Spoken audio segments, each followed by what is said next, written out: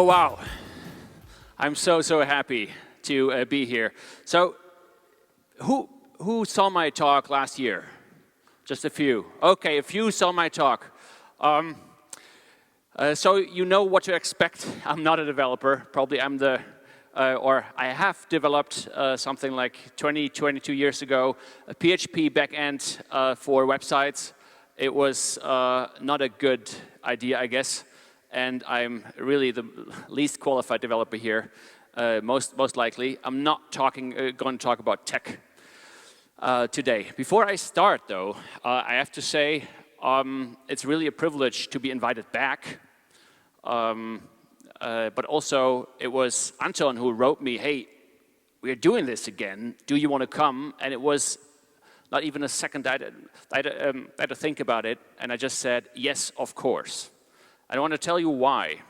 Because last year, I came here and I was welcomed with so much warmth and such a big heart that, and you probably know the saying, I don't remember what you said, but I remember how you made me feel. And that was very much the Moldova experience that I had. So that's why immediately I said, yes, I want to be back, I want to be on stage. I don't know why Anton invited me, because I'm not going to talk about tech, as I said. But Moldova, I just want to tell you, you all won my heart. So it's really cool to be here again. And also, I know this is an emerging startup ecosystem, or let's say tech ecosystem. And I think you can be very proud of who you are as a country, as a nation, as people. And I'm very certain that if we have more of this, that the whole country is also going to flourish more. And I'm really happy that if I can help bring Moldova onto the map of startup ecosystems, I'm very happy to help with whatever way I can. Anton, you come to the VIP seat. Yes, this is the second one. I'm very happy that I have two VIPs here. So before I start, because it was a little bit my idea and I hope it won't be just empty, please, I would love to ask 3 people here and 3 people here to just come to the front so we have a little bit more engaging something. And there might be something valuable only to those coming up here, not to the others. So I'm going to bribe you now. Something of value. So 2 more here. Who comes up to the front? Yes. Oh, Mary, wonderful. Great.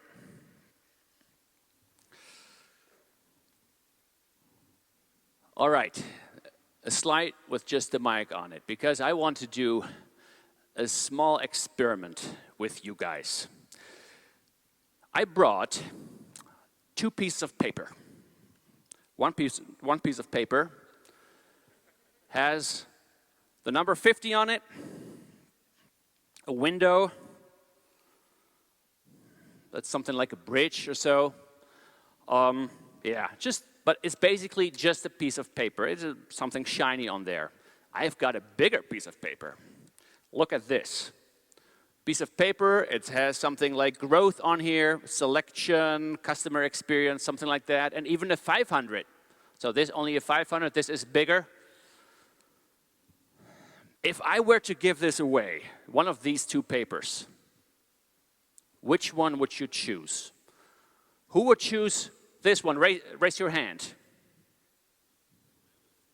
Okay, who would choose this one? What the hell? Why? Somebody that raised their hand, why would you choose this paper? Curiosity.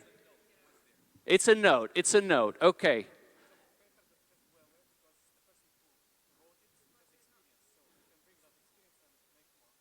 All right, here's an opinion. This paper has value because there is someone that wrote something that might be of value and you can create more. Why would you choose this one? One of the... You know the value. This is just a piece of paper. Why does it have value? A lot of people believe in it. Yes, exactly. Yes, exactly. This is a shared fiction. This is a social construct. And this is the biggest religion that we have in the world. Everybody believes in money. Right? What if I told you that here on this piece of paper, there's growth, selection, customer experience, traffic, all of that, and this is the Amazon flywheel that Jeff Bezos wrote down in 2001. And I would tell you, this is the original. If I would tell you, okay, which one would you choose now? Who would switch from here to, or who would pick this one? The original. Jeff Bezos, I'm a little bit surprised because I would have figured that more people would take this. Either you're a big Jeff Bezos fan and you would frame it and put it up your wall, like in the kitchen and brag with it, or you think somebody else would believe that story and would pay good money to get this original piece of paper. Obviously, this is not the original, but let me give you another twist. On the other side, I have something else. This is a picture that my daughter drew 3 days ago. I don't know, how many of you have kids? Yes. Thanks. We all love our kids. If our kids draw something, it's of value to us. But it's only of value to me. It's not really of a lot of value. Maybe you like the picture, but you don't know my daughter, and it's kind of, you would likely still pick this one because it's not the original Jeff Bezos. This information you can find all over the internet. This is valuable to me. Why? Because of the story. Because my daughter drew it. I have another twist for you. I told all of this, what I'm going to do to my daughter. I said, I would love you to draw this. And then she asked, is there going to be a camera? Is it going to be in the internet? Will I become famous? And there's the camera probably. I just want to hold it up for my daughter. She has a little bit of fame here. And then she also said, true story, I hope someone is going to pick this. My picture. All right. Now it's up to you. Somebody from the front. Your choice. Who's it going to be? You want to pick? So either, and I'm making this hard, you're going to pick 50 euros, which is a shared story, or you're going to pick this piece of paper with rubbish on the back, but this picture from my daughter, which she would really love that you would pick. Really? You can. It's a free choice. You want to change your choice? You can gladly have it.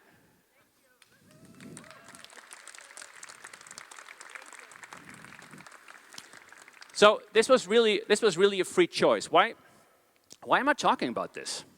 So I'm gonna pocket this. I'm gonna do something good tonight.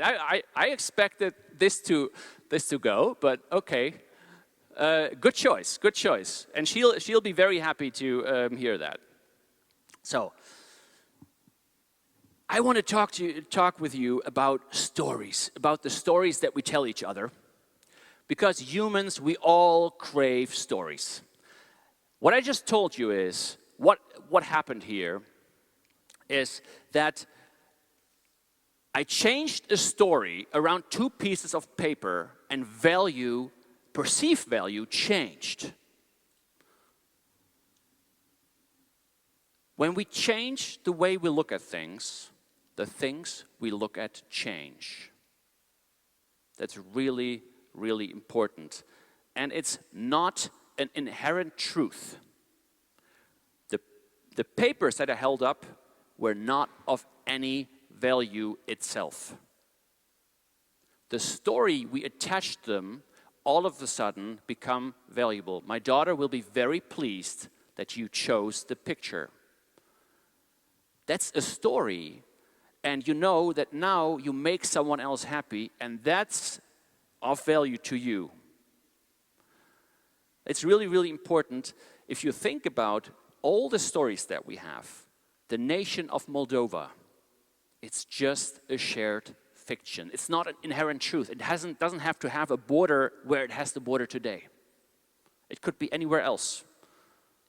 Any one of you could be part of a different nation. It's not like a natural law. Gravity is the same here as it is 5,000 kilometers away. The sun will rise somewhere else. But a lot of the stuff that we have constructed our whole life around is just made up of a story, or let's say an imagination, a fiction that we all share. And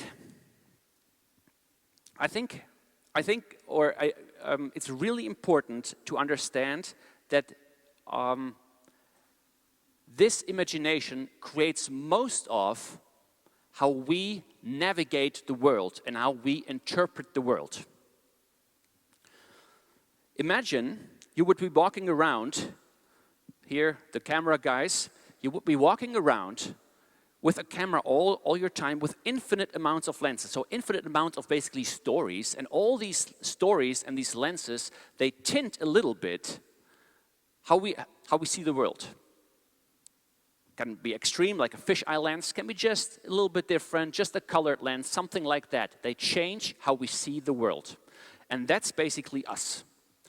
If something happens in the world, it passes through our lens. Our lens are our senses, our thoughts, our emotions. And this is how we experience the world. If we change the lens, we're going to experience the world differently. Just like you saw before, a paper, money, I tell a different story about the paper changes in your perception. And the question is, what shapes our lens? And this is the memories, so everything that we have gathered over time, and our imagination, everything that we, in our mind, make up. What are the two? If you look at the memories, and they're all intermingled, they're shown here as 5 different entities. Of course, if you have a personal experience, of course you have also an emotional state, etc. So you have personal experiences. Everyone here, all the time, has a personal experience, creating a personal memory. Most of them, they just go by. You all collect them, but they go into the unconscious, and they're basically not really accessible. You probably don't know what you did 28 days ago in the morning. Maybe you do. And then that memory was so important that it sticked with you. And we have all collective memories. This is one. I have a collective memory with all of you from last year. If there is a World Cup, the world, at least those that watch football, has a collective experience and thus also a collective memory. We all have, all the time, sensory experiences. You hear me speak. You might like my voice, you might dislike it, I might sound like whatever, I might have an accent of somebody that you relate with, whatever, or that you remember. So a lot of things happen all the time. We all have emotional experiences. The first heartbreak, you probably remember. But a lot of other experiences which are just stored, which you don't consciously remember right now. And, of course, one of the biggest ones, the evolutionary one, genetics. You don't know what your great-great-great-grandfather looked like, but his nose is sitting in your face. So something is remembering. Something is stored as memory. From all of this, we form beliefs and we create stories. And these stories we tell ourselves. And the other part, the imagination part, we have aspirations, we all have worries, fears, hopes, desires, all of that. That comes together, and that is what makes the lens. Actually, all the expectations. I expected that my presentation would be up here. Of course, it's up now, right? all these small expectations. I expected that my flight here would be on time. I hoped that there would be people listening to me, right? All of that stuff, all the time. And you had your hopes, your expectations, your fears coming here today. That's the lens. There's one Earth and 8 billion worlds. Because, of course, if it's made up of our experiences, everyone has their own lens and their own lenses and their own experiences. And everyone sees the world a little bit different, because what you have gathered as emotional memories, I have not gathered. I haven't been in the same situations. And all of that shape how you perceive the world today.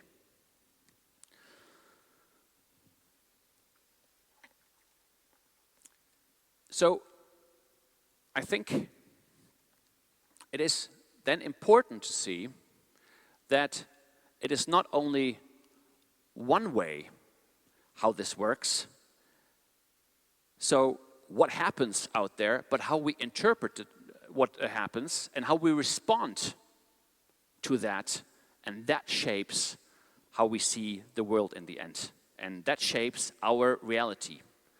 Let's go to an example that all of you know.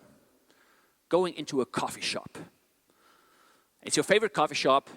You're on the way to an important appointment, but you want to get that cup of coffee.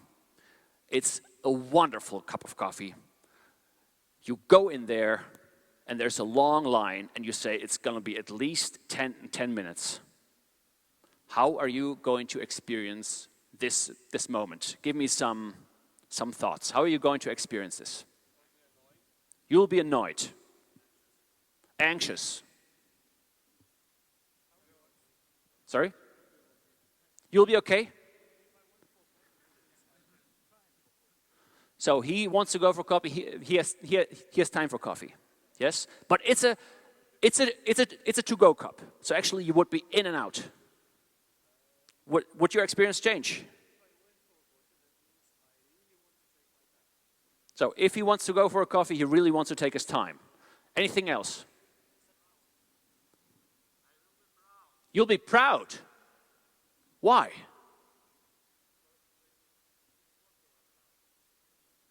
Because it's popular.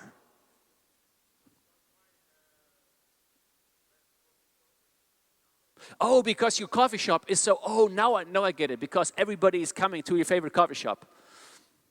That's an interesting, yeah, nice. What else? Sorry? Poor. Bored. Good one. All right. So, you decide to stay. You decide because the coffee is more important, or you decide to actually have that wait. And the question now is, if I would give you 4 different lenses, how would your experience change, or what could you make of this? And these lenses, please, these lenses are just a model, a mental model to how to approach this, how to think about this. This is not set in stone, right? You can make up your own. This is not right. This is not perfect. I don't want to argue, should this be different? Yes, this all could be different. I want to give you an idea of how to think about different ways and how to also, let's say, manage your experience and your experiences better. All right, let's go with the first lens.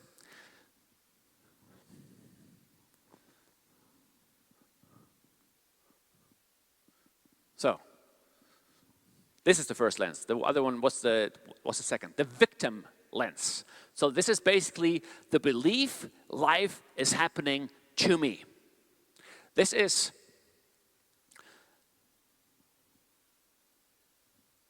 very much a view of the world is out there, I am here, and the world is happening to me, and there's a lot of problems, a lot of circumstances, a lot of inconveniences, and if it's inconvenient, it feels like a personal attack.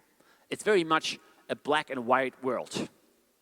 It's us against them. It's a world of someone is at fault, someone should do something about it. It's blaming, complaining, a little bit of self-pity, and I'm a victim of the circumstances. We have all been there.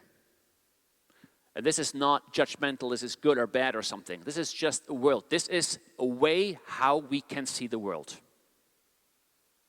What this does is, it's very, very convenient because there's always someone to blame. There's always a reason why something goes wrong. But it's not very, it's kind of frustrating. It's not really a happy place. And the dominant feelings here might be more shame, fear, guilt, anger, these kind of feelings. Let me change the lens, different lens. This is the hustle lens. Life is done by me. I shape life. This is responsibility, ownership, action-oriented. There are goals, and I can make life happen. What would a person in that setting say, think, oh, God, a big line, okay, I have 10 minutes, what am I going to do? Going to shoot this mail out, maybe make a quick phone call. I want to optimize this time. It's a world of efficiency. Why? Because you think you're going to save later, going to save the 10 minutes, because now you're shooting off these emails, you're very productive. It's a world of hustling, it's a world of competition, it's a world of goals, ambitions, and really running fast. A little bit also of comparing with others. It's a status world. This can feel very empowering. We all know the feeling of, yes, we go into action, we go out there. It can, however, because once you have climbed the one summit, two others appear, and you keep running, like in a hamster wheel. You just keep on running. And at some point, this might be also a place where you rather burn out, because there is no finish line. You never get where you want to be, because there always comes another line, because you'll never win the status games, the comparison games. The finish line always keeps on moving. The third lens could be the flow lens. And it's more the belief life flows through me. And the person entering that coffee shop might think like, okay, this is a new situation. All right, let's just make the best of it. Let's see what happens. And then approach someone, how do you do? And this is very much an experience of, I cannot create life in totality. Life's also not happening to me, but I'm part of life, and it's all kind of, it just flows, and life will take care of the problems. And basically, it's like a wave coming, and I build a surfboard and I ride that wave. I'm not going to go against the wave, but I ride the wave and I let it flow. We all know it. This is a place which is more a place we have with family, friends. Productivity is not something which is really top of mind. We don't have to be efficient with family. You don't do an efficient Christmas, right? It's more you spend time, you let things flow, you let it be. What are the dominant feelings here? It's more trust. It's courage. Courage to dive in there. Acceptance of the circumstances. And then there's the last one, which is life is me. Everything is one. I'm connected with life. I am life. What would somebody that enters that coffee shop think and do or be? Just stillness. Because it just is. There's nothing to do, nothing to solve. You just are. And we all know that lens as well. This is, you don't have to be a Buddha somewhere on a mountain in the Himalayas. You don't have to meditate all the time. It is when you look into the sunset and just there's a moment of quiet. There's no time anymore, no space. Everything is just kind of, sunset, sunrise is always a good idea. When you're making love, where you just, nothing else matters. It's just there. It's all connected. And the important thing, just this mental model of these four lenses, which I just presented to you, is you are not stuck with one lens. In fact, we all go through these lenses throughout the days. And sometimes you are in that lens, sometimes you are in that lens. However, there might be more dominant lenses, etc. The key, though, is you need to be, or we can only manage this if we are aware what lens are we currently in. How do we experience the world? And how does that influence what we do? The actions, the choices, our moods, etc. We can influence that. And we can actively choose each lens, and there is with a perspective shifter. If you are in hustle lens, so very convenient, oh, I just want to vent about something, this is so fucked up, and what the hell, and to get out of that, you can take responsibility and take action. That will help you get to hustle lens. That will help you to get to, I am capable of changing this. I can take life into my own hands. I can shape life. This hustle lens, as I said, has a certain tendency of getting too much tension in, and also it can really, really burn you out. If you want to get out of that, it's trust and letting go to get into a more of a flow state. And then, if you just want to experience love, peace, and forget time and all the things you have to do, it's the oneness, the interconnectedness. These are the perspective shifters that we all can use to get from one lens to the other. The important thing here is it goes both ways also, right? That not only the lens influences the moods and the actions, etc. I'm just put down these are emotions, feelings, and states of mind in one chart. They also work the other way around. If we manage to change the emotions, the lens is also going to change. And we are capable to change how we experience the world just by that. So my question to you is, so just think about this, what is the lens that you choose most often? And this can be very different. In work, I usually have this lens, this role, this kind of, I'm stuck there. With my family, I'm very much in this role. With friends, a different one. When I'm alone, I finally get to flow lens. Maybe. Think about it. And then,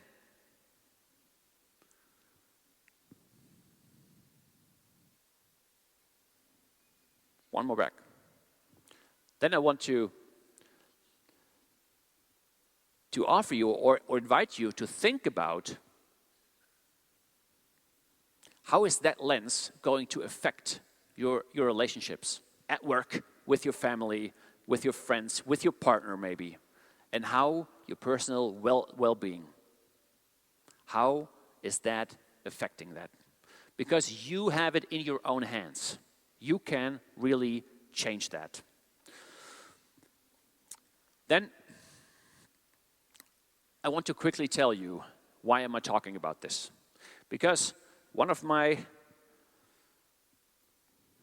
missions, if you will, or one of my purpose, or whatever you will, is I want to make business more human. I've been an entrepreneur for more than 20 years now. I still am an active entrepreneur, and I think it would be great if the world would have, or if the business world would have more humanity, more humans in them. And I believe if we all are more aware of the lenses that we choose or how we experience the world, and we're also more actively choosing how we see that, that will also have an impact on how we behave in society, but also in business. Let me quickly run through making business more human. I think it has an impact on the me level, the team level, the organization, and the society at large.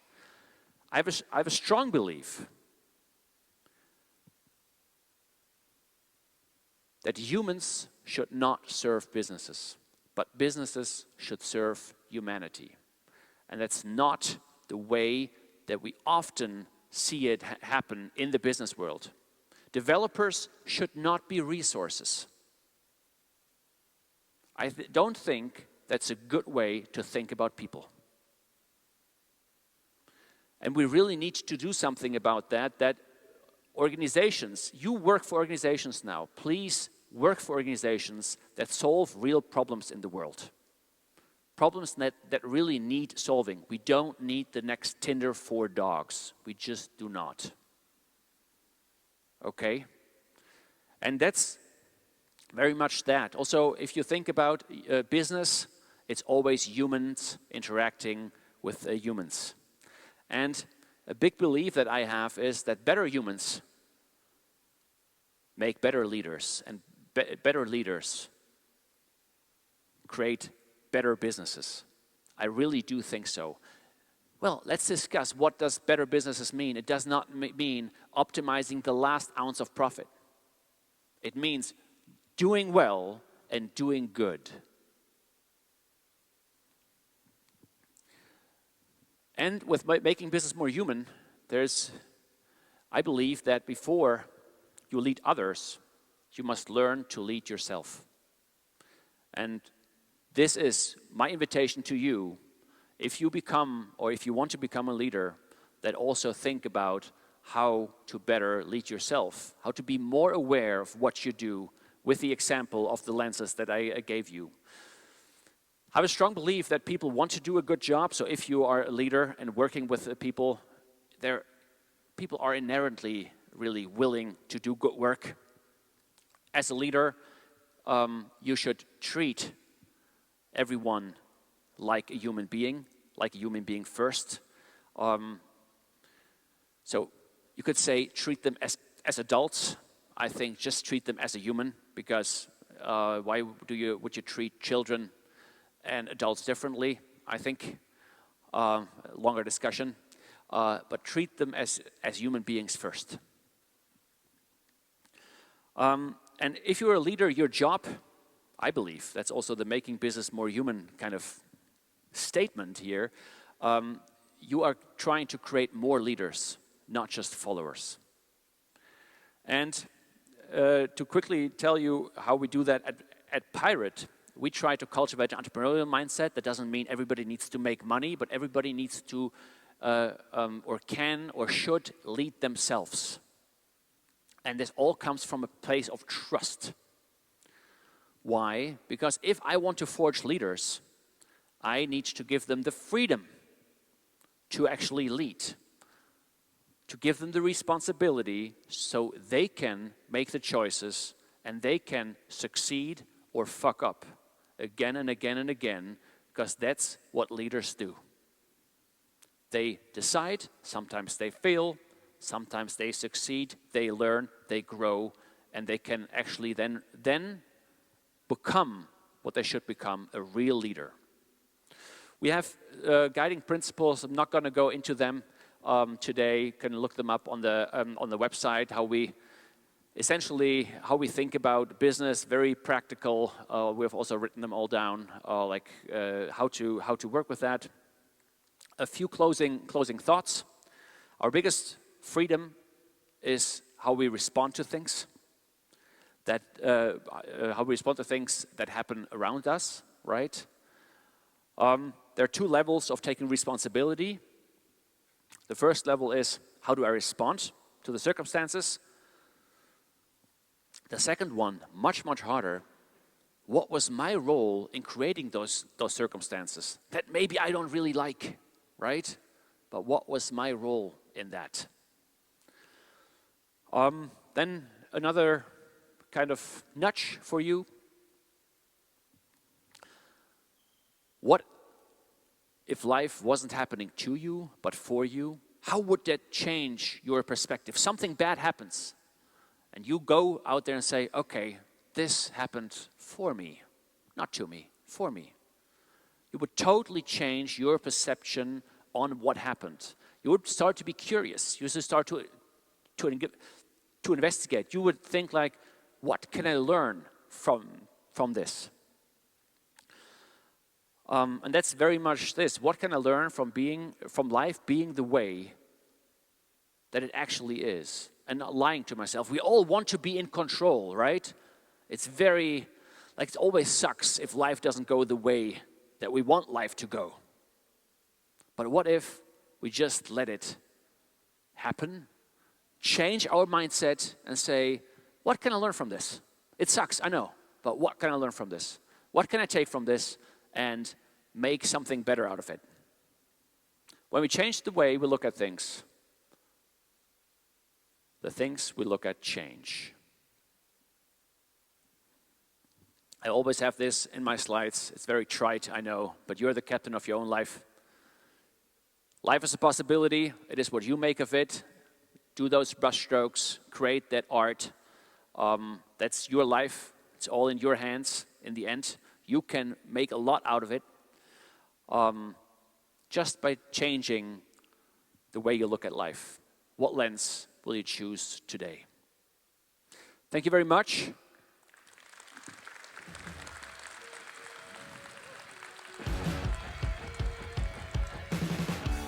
I think we have a few minutes for questions. Roman, I'm just going to crush the party here.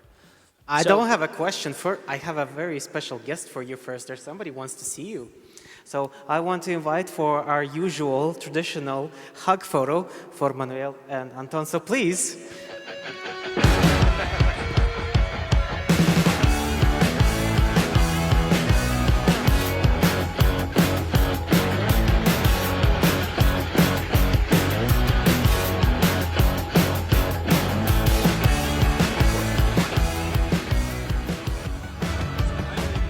Get out of here.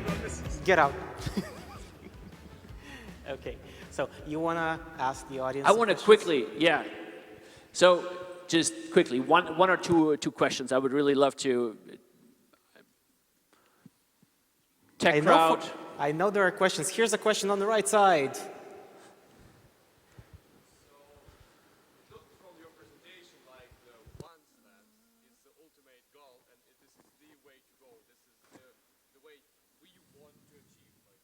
I love the question. So the question is the one lens the ultimate goal? Well, in Buddhism, probably it is. If you look at Buddhism, very much like this is nirvana, this is heaven, nothing, there's no good and bad, there's no problems, no one to solve them, everything is one, this. This is a fairly impractical view in real life. And this is why I don't want to judge the lenses. My main thing is I want to make this aware that we have different lenses and we can really change our experience of the world with it.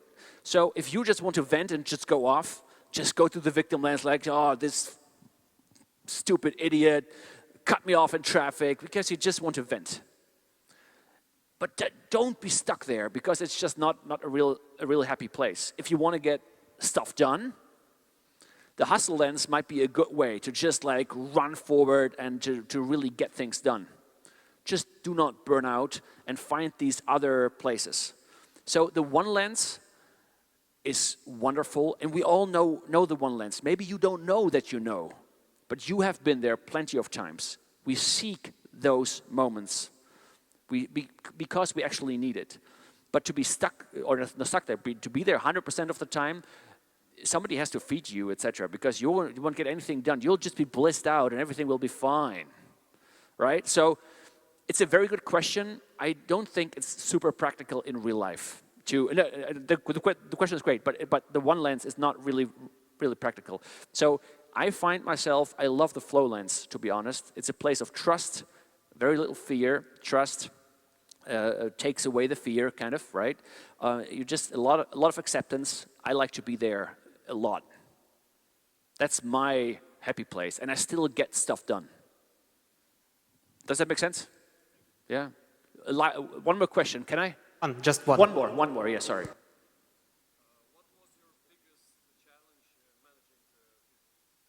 The biggest challenge managing people?